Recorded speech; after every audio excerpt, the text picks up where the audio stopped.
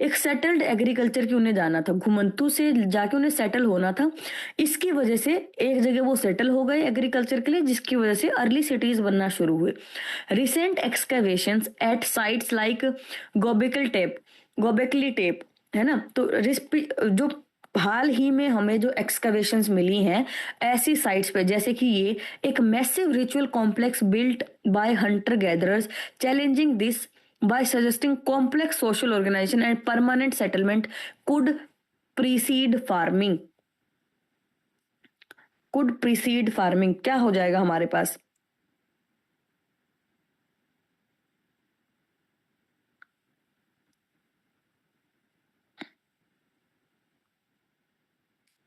देखो, इसमें बोला कि नोमैडिक घुमंतु लोग थे जो कि सेटल हुए एग्रीकल्चर के लिए, है ना, टू सेटल्ड एग्रीकल्चर के लिए।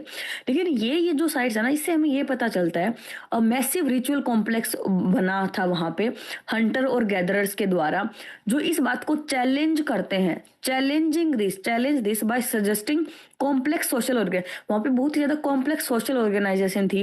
And permanent settlement could preceded farming. Preceded का मतलब क्या है? जो फार्मिंग से भी पहले वहां पे परमानेंट सेटल बन गई थी। प्रीसीड का मतलब क्या होता है? जो पहले आए। यहाँ पे जो परमानेंट सेटलमेंट है ना, उसने इस फार्मिंग से भी पहले वो आ गई थी। इसका मतलब क्या है? इस बात को उल्टा बोल रहा है, उस बात को उल्टा बोल रहा है, तो क्या हमारे पास हो जाएगा? क्या होगा? Contradicts the first, disputes the first. पहले में बोल रहा है कि एग्रीकल्चर के लिए वो लोग सेटल हुए थे, दूसरे में बोल रहा है खेती करने से तो बहुत पहले वो लोग सेटल हो गए थे, चैलेंज कर रहा है उस बात को। तो अल्फा हमारे पास हो जाएगा। Artificial intelligence systems can out perform humans in specific task. जो एआई है ना, वो ह्यूमन से भी बहुत तगड़ा परफॉर्म कर सकते हैं कुछ टास्क में, due to their ability to process vast amounts of data quickly. क्योंकि वो बहुत सारे डेटा को बहुत जल्दी प्रोसेस कर सकते हैं, तो एआई हम ह्यूमन से बहुत ज्यादा तगड़े तरीके से परफॉर्म कर सकता है कुछ task. These systems rely on machine learning algorithms that identify patterns and make decisions based on statistical probabilities, unlike human intuition। जैसे हम ह्यूमन अपने इंट्यूशन से फैसला लेते हैं ना, उसके उससे हटकर हमारा जो ये एआई वाला जो सिस्टम है ना, वो एल्गोरिदम पे काम करता है, ये वो बोलना चाह रहा है ना। Contradicts the assertion made in the first. क्या इसने ये बोला है क्या कि एआई अच्छे से ह्यूमन से ज्यादा एफिशिएंटली काम नहीं कर सकता? ये तो नहीं बोला। Establishes limit on the assertion made in first. पहले में जो हमने असर्शन जो क्लेम किया है उस पर लिमिट लगा रहा है क्या? Confirms the assertion made in the first.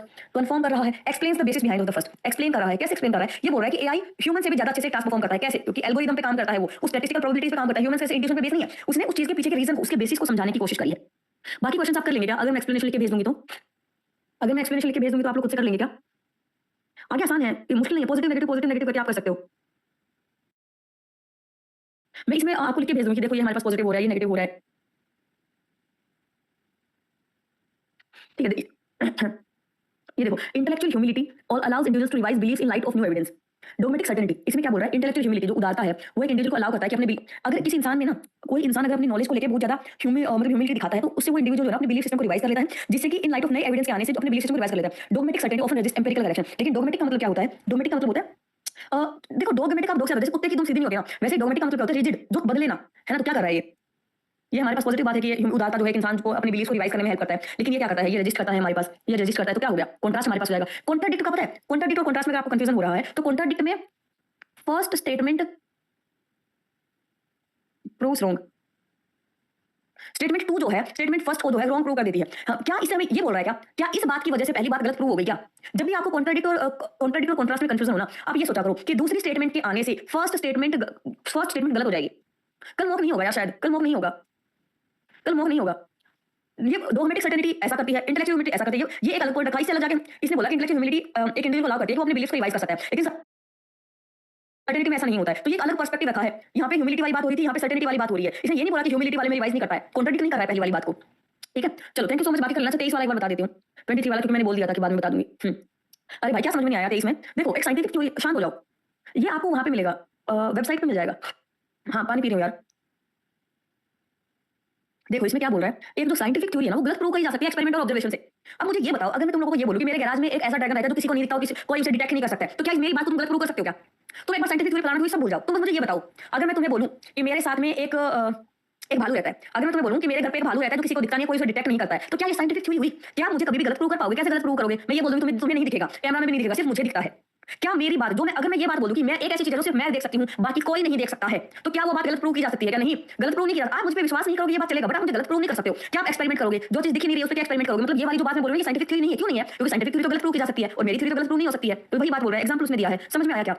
ये मतलब कुछ भी इमेजिन करके आप कुछ भी बोल दो ना, वो साइंटिफिक थ्योरी थोड़ी ना हो जाएगी। उसने एग्जांपल दिया कि भाई साइंटिफिक थ्योरी नहीं है जो तुम हवा में बात करते रहते हो। ठीक है? ठीक है?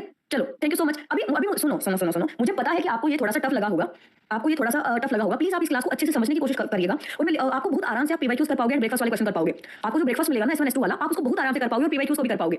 स्टेटमेंट समझने की कोशिश करो यार, थोड़ी-सी अच्छी लैंग्वेज लिखते से आपकी हालत खराब हो जाती है। लैंग्वेज कॉम्प्लेक्स है भाई, लैंग्वेज कॉम्प्लेक्स यूज़ करिए, जानबूझ के करिए। आपको एकदम पीवाईक्यूज़ लेवल मिल जाएगा, कोई दिक्कत नहीं है। पीवाईक्यू लेवल अभी एकदम बनाया है। बट आप सुनो मुझे ये बताओ, आप लोग कोशिश भी नहीं करोगे क्या? अच्छी लेवल ये है, मान लो 6 हमारे पेपर का लेवल है। तो अगर मैं तुम लोगों को यहाँ पे मान लो 8 लेवल की तैयारी करवा रही हूँ या 10 लेवल की तैयारी करवा रही हूँ, तो ये आप लोग नहीं करोगे क्या? आपको करना चाहिए ना, क्योंकि पेपर का पैटर्न तो लैंग्वेज तो कितनी टफ आ सकती है, सीरीज को अपनी लैंग्वेज टफ करेगा ना यार। आप लोगों को इतने अच्छे पोजीशन पे वो पहुंचा रहा है, तो आप समझने की कोशिश करो बस। क्या मैंने कहा एक भी बच्चे को ये बोला है कि आपके अगर इसमें से सिर्फ 10 ठीक हुए तो आप डिप्रेशन में आ जाओ, आपसे तो कुछ भी नहीं होगा। भाई ऐसा मैं बोल ही नहीं रही हूँ। आप चाहे इस पूरे में से कितने क्वेश्चन सही करें, आप ना प्रेशराइज मत करा करिए अपने आप को। क्वेश्चन देखते सी क्वेश्चन के थ्रू सिखा रही हूँ तुम्हें। ये क्वेश्चन अटेम्प्ट करने के लिए नहीं थी, ये क्वेश्चन मैंने एज एन एग्जांपल यूज किया है ताकि मैं कंसेप्ट को अच्छे से समझा पाऊं, क्योंकि उसके लिए तो मुझे स्टेटमेंट्स लिखनी ही पड़ेंगी ना। स्टेटमेंट्स तो लिखनी पड़ेंगी। पहले मैंने ऑप्शन को तो डायरेक्ट समझा दिया। आप शुरू में ऐसा सोचते हो फर्स्ट टाइम कोई क्वेश्चन करो वही आपको बहुत अच्छे से आ जाए। आपका काम है क्वेश्चन को समझना। अगर आपको समझ में अच्छे से आया है तो not at all any issue, कोई भी इशू नहीं है। बट अगर आपको समझ में नहीं आ रहा है तब इशू है। अगर समझ में नहीं आ रहा है तब इशू है। अगर आपके 2 क्वेश्चन भी ठीक है ना तो भी ठीक है, समझने की कोशिश करो। अब से नेक्स्ट वाले आपसे बन जाएंगे बहुत आराम से। ठीक है, चलो थैंक यू सो मच। खाना वाना खाते रहो और कल पेपर नहीं होगा शायद, कल पेपर नहीं होगा। बाकी अनुराग से आज बता दिया जाएगा आपको, बता दिया जाएगा इंस्टाग्राम पे बता दिया, बट मेरे हिसाब से तो नहीं है, ऐसा ही डिस्कस हो रहा था, शायद तो नहीं है। ठीक है, चलो thank you so much. PYQ हम करेंगे, मैं खुद ही दे दूंगी। आप लोगों को कहीं से मैंने शुरू में भी बोला था, आपको बस क्लास में आना है और क्लास में मैं जो करने के लिए बोलूँ ना बस वो करना है। मैं जो करने के लिए वो बोलूँ बस वो करना है, उसके अलावा कुछ भी नहीं खोलना है। तुम्हें यूपीएससी का पेपर भी नहीं खोलना है, कुछ पीवाईक्यू खोलने की जरूरत नहीं है। सब यहाँ पे मैं अपने आप कवर करवा दूंगी। ठीक है, चलो। हाँ, अगर मान लो टेस्ट नहीं होगा तो आई ट्राई कि मैं क्लास ले लूँ, आपको नोटिफिकेशन मिल जाएगा। चलो thank you so much, bye bye.